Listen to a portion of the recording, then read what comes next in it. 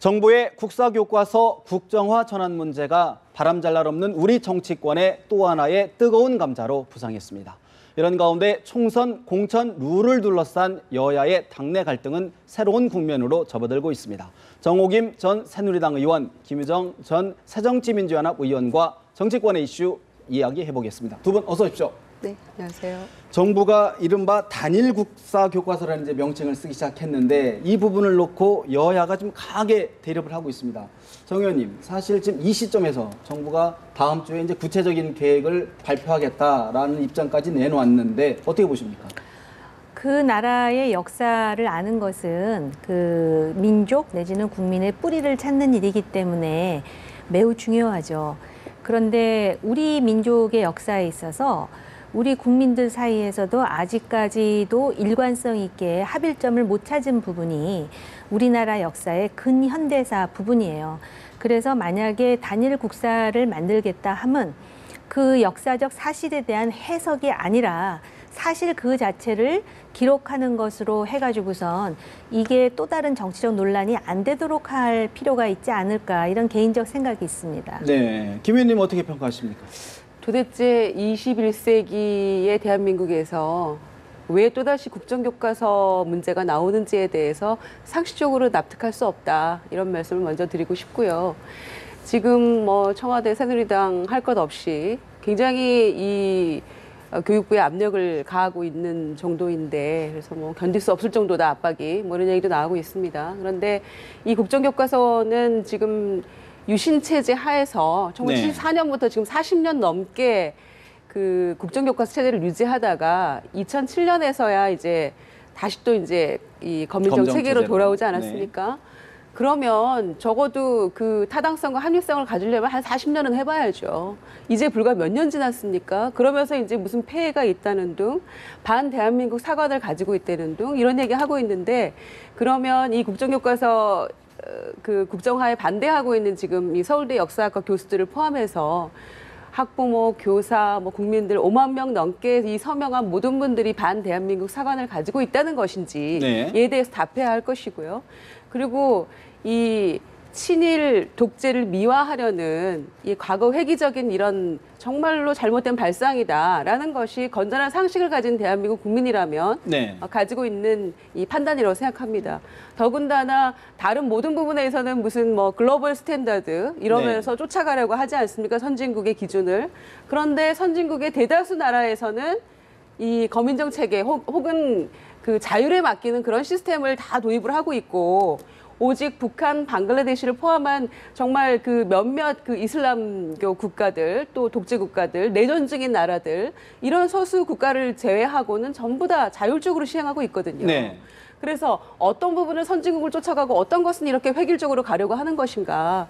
과연 이래가지고 그렇지 않아도 이 획일적이고 줄 세우기식, 이 주입식 교육 때문에 얼마나 폐해가 큽니까? 그런데 우리 학생들이 일제강점기에도 이 검인정 체제를 유지했던 중고등 역사 교과서를 이제 박근혜 대통령 체제 하에서 다시 박정희 시대로 돌아가려는 것인가, 반문하지 않을 수 없고요. 네.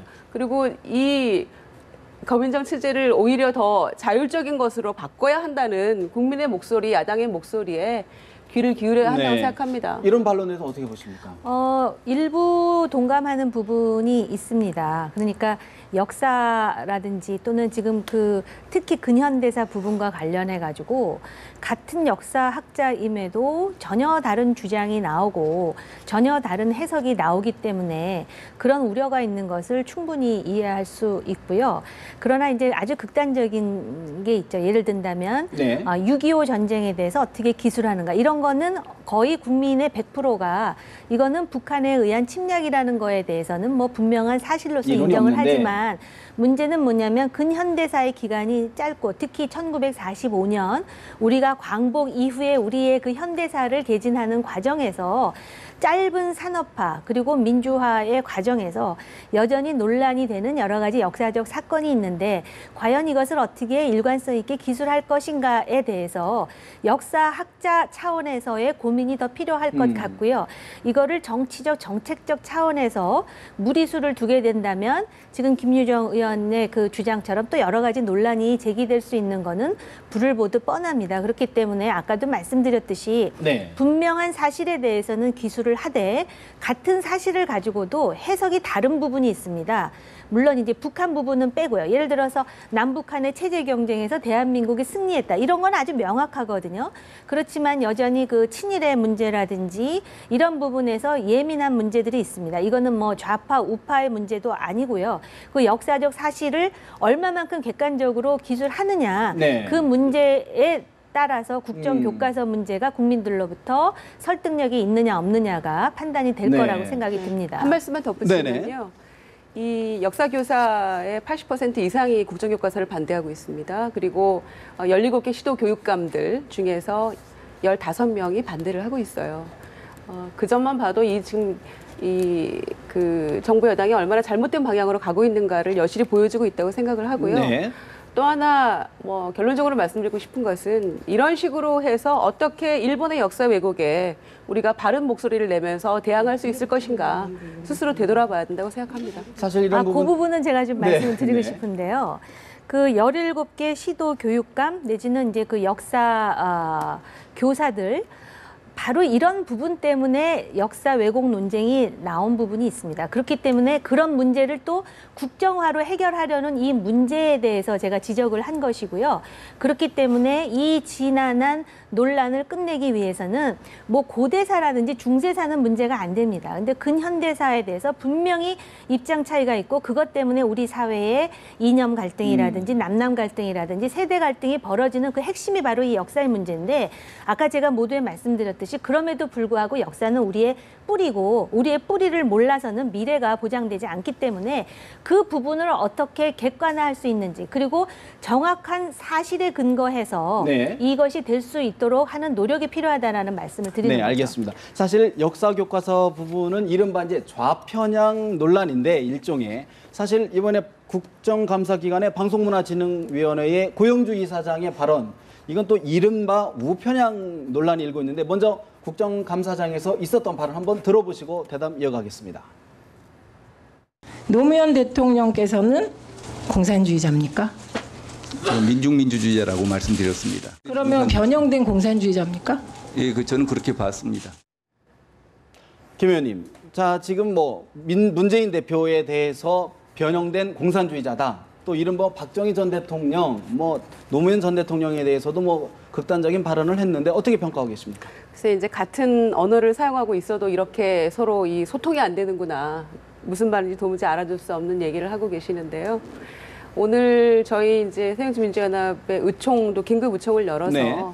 뭐 즉각 해임을 할 것을 또 요구를 했고 또 이 부분에 대해서 인사권자로서 대통령의 어떤 사과와 재벌 방지 이런 것들이 이제 요구하는 결의문도 발표를 하고 했습니다. 의총에서. 그런데 문재인 대표가 공산주의자고 뭐 본인이 소신껏 얘기해서 뭐 본인 생각은 그럴 수도 있겠죠. 그러나 과연 그렇다라고 한다면 또 노무현 전 대통령이 변형된 공산주의자가 무엇인지 잘 모르겠습니다. 액면 그대로 어떤 것을 지칭하는 것인지 그렇다면 우리 검찰이나 우리 국정원은 무엇을 하고 있는지 명백한 직무유기겠어요. 그러면 그리고 그 또 공산주의자의 동조에서 표를 줬던 48% 이상의 또 우리 국민들도 똑같이 지금 그 수사받아야 되고 처벌받아야 할 대상이 되는 거 아닙니까? 그러니까 개인의 소신과 그리고 네. 또 본인이 지금 어느 자리에 위치하고 있는가에 대해서 명백히 구분을 해야 된다고 생각합니다. 그리고 뭐 그런 예를 든다면은 지난번에 문창극 총리 그 지명자도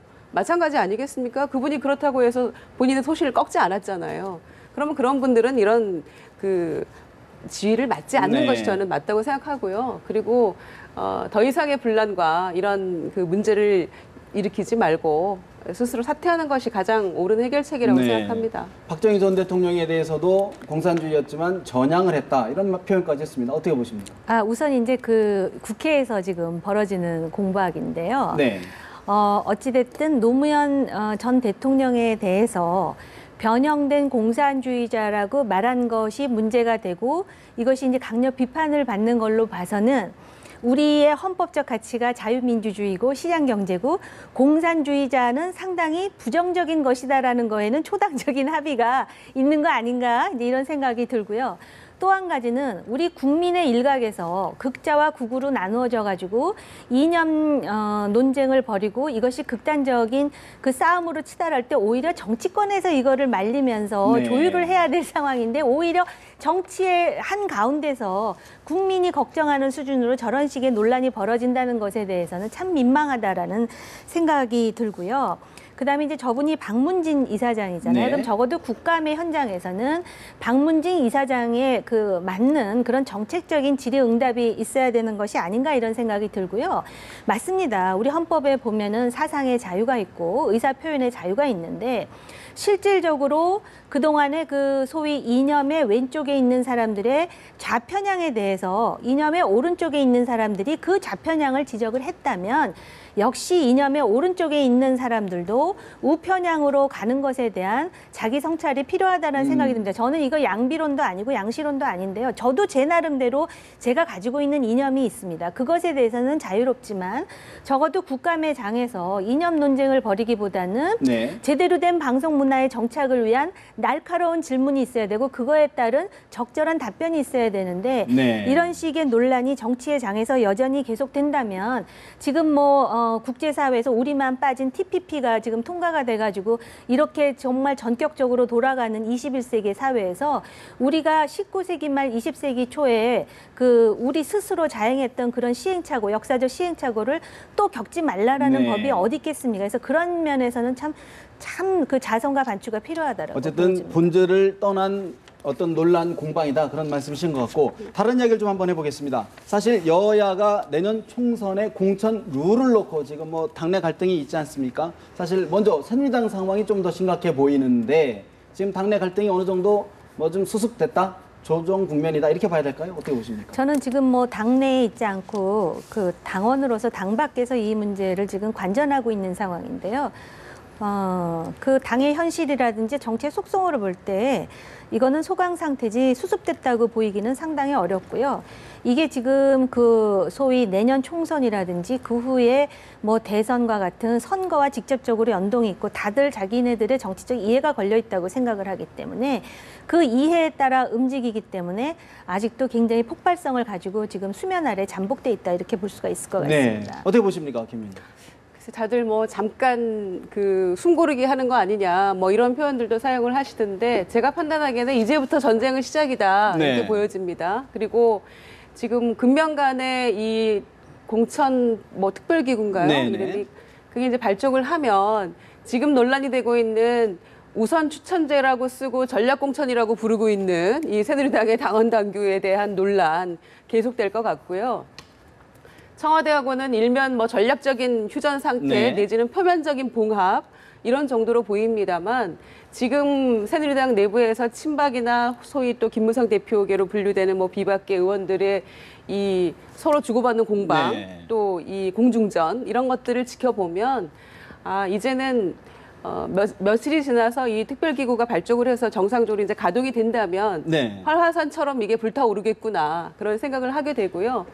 특히 이제 이 YS계로서 한솥밥 먹었다고 하는 서청원 최고위원과 김무성 당대표의 그런 갈등 또 큰 소리 이런 모습을 지켜보면서 아무리 정치에 영원한 적도 동지도 없다고 하지만 굉장히 씁쓸한 네. 마음이 들었고요. 특히 또 원유철 원내대표 같은 경우에 유승민 전 원내대표하고 런닝메이트 하면서 같이 했던 분 호흡을 아닙니까? 맞췄던, 네. 그리고 유승민 파동 이후에 그분이 원내대표 자리에 추대돼서 들어간 것도 사실 야당의 한 정치인의 입장으로서 보기에는 참 민망했습니다.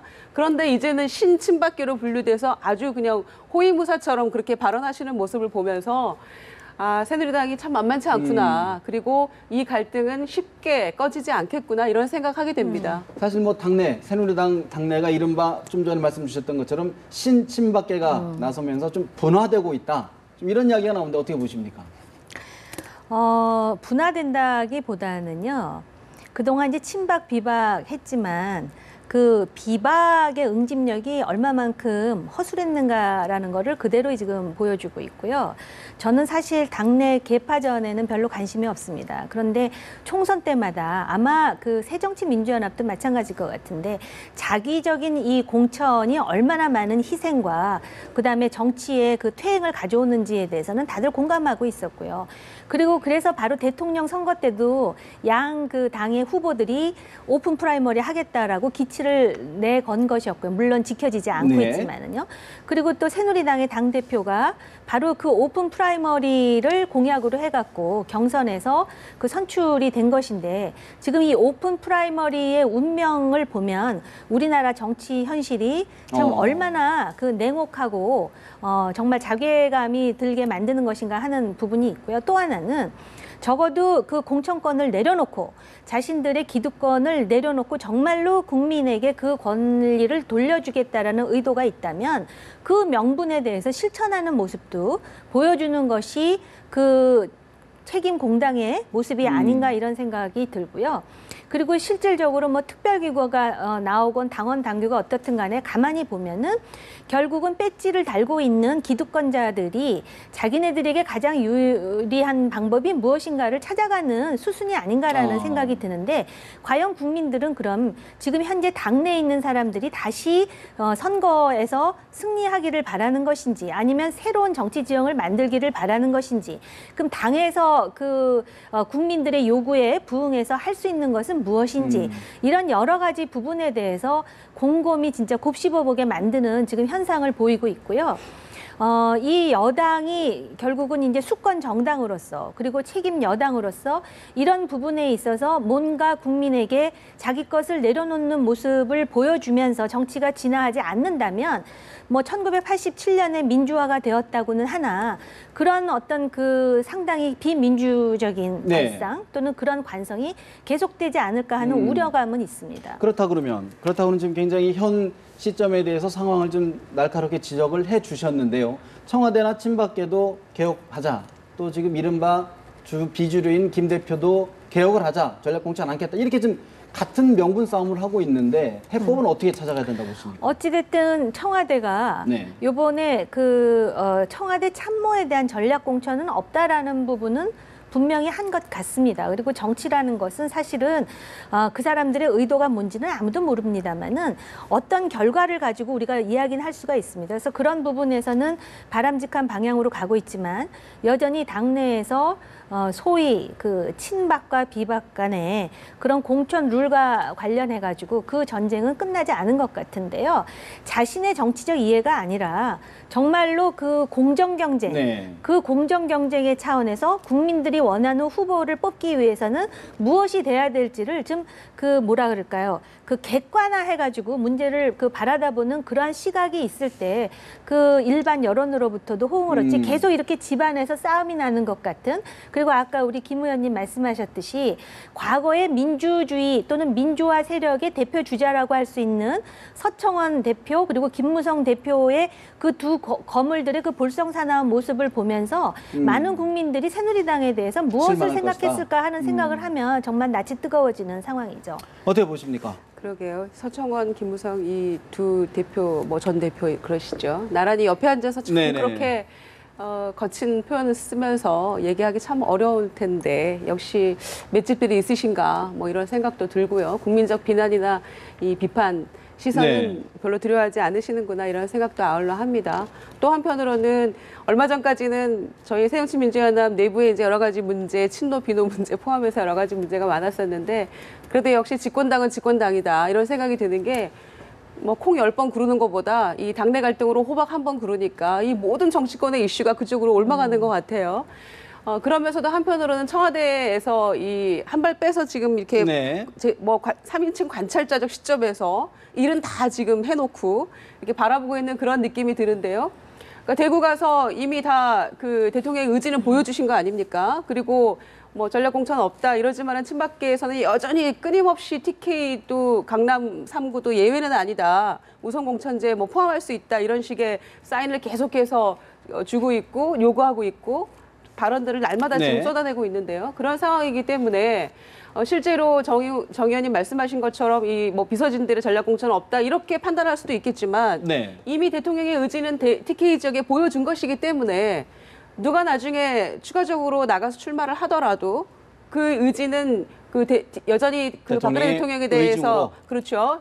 높은 지지를 보이고 있는 그 유권자들의 마음속에는 그것을 이미 읽었다고 생각합니다. 그렇기 때문에 뭐 직접적인 그 지시나 어떤 사인이 아니더라도 이미 네. 마음속에 일 좀 해보겠다는데 이런 얘기들이 지금 팽배하고 있다는 거죠. 안 도와준다. 네. 지금 현재 현역들이 그런 얘기들이 나오고 있기 때문에 뭐 청와대에서는 그 변명하기를 공천에 뭐 개입할 생각 전혀 없고 그리고 뭐 지분을 요구한 적도 없고 할 그런 대통령도 아니다. 그리고 국정에만 전념하고 있다 이렇게 하고 있지만 네. 홍보수석이 어떻게 했습니까?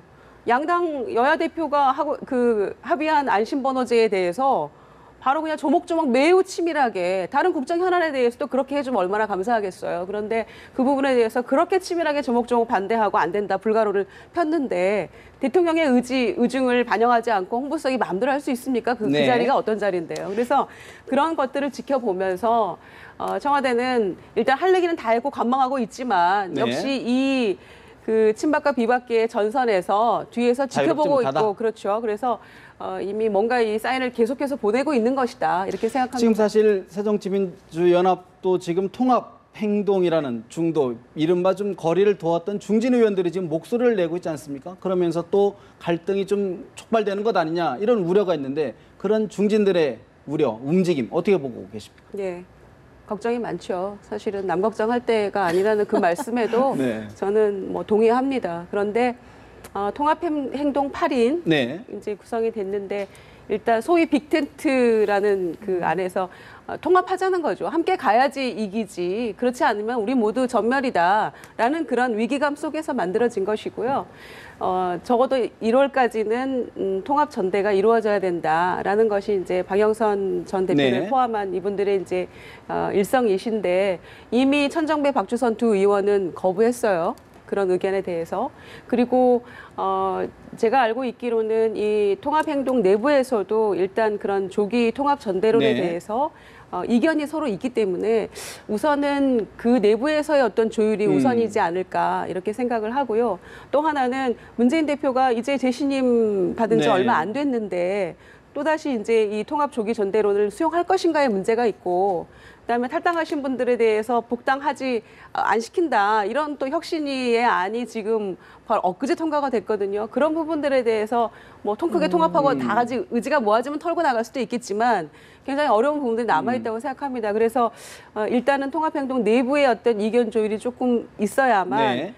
통합 그 전대든 혹은 뭐 조기 선대위 구성이든 혹은 또 박지원 전 대표가 말씀하시는 것처럼 뭐 비대위건 간에 그다음 그 단계로 나아갈 수 있다고 생각합니다. 어떻게 보십니까? 네, 상황. 그 우선 새정치민주연합이 항상 그 새누리당에 대해서 그 반민주적이다 내지는 권위주의적이다 특히 문재인 대표가 앞장서서 그런 주장을 하셨는데 그 문재인 대표의 대표로서의 어떤 그런 일련의 행보를 보면 그 대표적인 게 아마 그 정청래 의원과 그다음에 조경태 의원에 대한 형평성 없는 그런 어떤 판결이라든지 이런 걸 볼 때 정말 이 마치 또 완장을 찬 것처럼 그러면서 어떻게 혁신을 얘기할 수 있나 물론 이제 이건 또 관전자의 입장에서 네. 생각하는 부분이지만 그런 부분이 굉장히 아쉬우면서 사실은 그래도 수권의 경험이 있는 정당이고 그럼에도 불구하고 어떤 야당으로서의 역할을 제대로 하고 있는가. 그러니까 오죽하면 우리 김 의원께서 콩이 10번 뭐 굴러가는 걸로 비교를 하겠습니까? 콩 네. 열알이.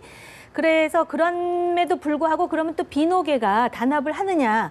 그럼 그것도 아니에요. 사실은 그 대표의 그런 어떤 완장찬 행동에 대해서 강력히 견제와 균형을 하면서 민주주의가 이런 것이야라고 좀 멋들어지게 보여줬으면 좋겠는데 보면 상당히 지리멸렬하다는 느낌을 받고요.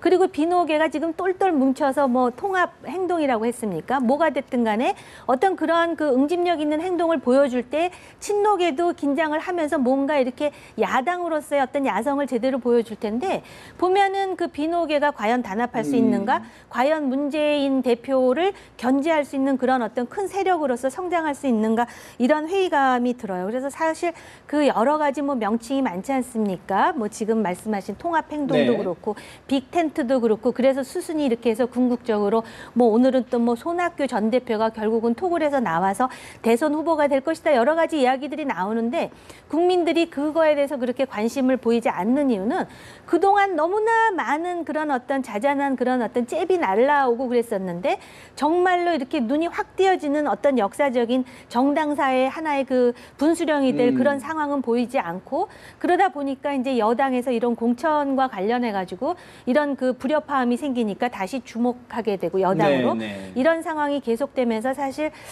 여당도 그렇고 야당도 그렇고 우리나라의 정당이 국민의 발전 또는 다른 분야의 발전에 비해서 너무나 속도가 느린 게 아니냐. 그래서 네. 지금까지 21세기 대한민국 여기까지 온 거는 정치의 어떤 그런 그 발전 때문은 아니고 네. 역시 그래도 탁월한 국민들의 힘이 아니었나 하는 자성을 하게 됩니다. 강한 리더십을 좀 해달라 이런 목소리 어떻게 보십니까?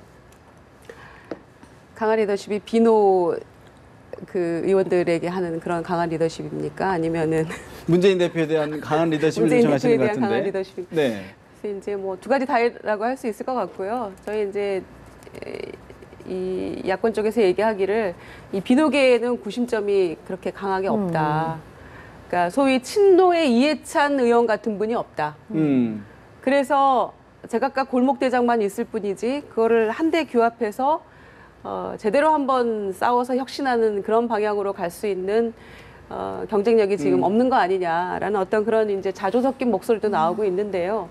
어찌됐거나 모두가 공감하고 있는 것은 흩어져서 분열해서는 전멸이다. 이런 위기감을 가지고 있는 것은 사실인데 저마다 해법이 다르기 때문에 도무지 이 접점을 찾지 못하고 있는 것이 저희 이제 새정치민주연합의 현실인데요. 네. 그럼에도 불구하고 문재인 대표도 뭐 추석 지나서 이제 뭐 뉴 파티 비전을 내놓으시겠다고 말씀도 하셨고 또 금방이라도 다들 그 보따리 싸가지고 탈당할 것처럼 또 그런 느낌도 받았었던 이 중도 개혁적인 이런 의원들 중심으로 해서 봉합해보고 통합해보고 잘 되는 방향으로 승리하는 방향으로 가자라는 어떤 이런 움직임이 있기 때문에 저는 이런 목소리에 귀를 기울여서 하나로 네. 가는 것이 네. 당이 사는 길이라고 생각을 하고요.